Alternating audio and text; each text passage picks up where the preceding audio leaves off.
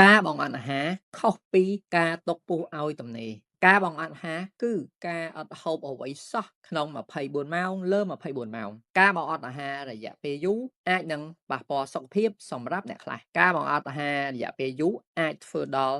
48ម៉ោង7ថ្ងៃឬ21ថ្ងៃឬក៏លើសពីនេះការបង្អត់អាហាររយៈពេលវែងគេធ្វើក្នុងគោលបំណងព្យាបាលអ្វីមួយឬពិធីអ្វីមួយដែលមានអ្នកជំនាញតាមដានយ៉ាងច្បាស់លាស់យ៉ាងហ្មត់ចត់មិនមែនសម្រាប់គ្រប់គ្នានោះទេការទុកពោះឲ្យទនេគឺយើងទុកពោះឲ្យទនេត្រឹមតែ16ម៉ោង18ម៉ោងឬ20ម៉ោងប៉ុណ្ណោះហើយយើងអាចហូបអាហារ2ពេលក្នុងចន្លោះម៉ោង8ម៉ោង6ម៉ោងឬ4ម៉ោងដែលយើងអាចហូបបាននឹងឯងសរុបទៅក្នុងពេល24ម៉ោងយើងអាចហូបអាហារ2ពេលហើយយើងអាចហូបឆ្អែតឆ្ងាញ់បញ្ជាក់ហូបឆ្អែតឆ្ងាញ់គ្រប់តម្រូវការរាងកាយរាល់ថ្ងៃអញ្ចឹងការទុកពោះឲ្យទនេគឺល្អដល់សុខភាពយើងទុកឲ្យរាងកាយបានសម្រាកផងមានពេលគ្រប់គ្រាន់សម្រាប់ស្រូបជីវជាតិនិងបញ្ចេញចោលផងការទុកពោះឲ្យទនេ16ម៉ោង18ម៉ោងឬ20ម៉ោងមនុស្សភាគច្រើនគឺអាចធ្វើបានដោយមិនប៉ះពាល់សុខភាព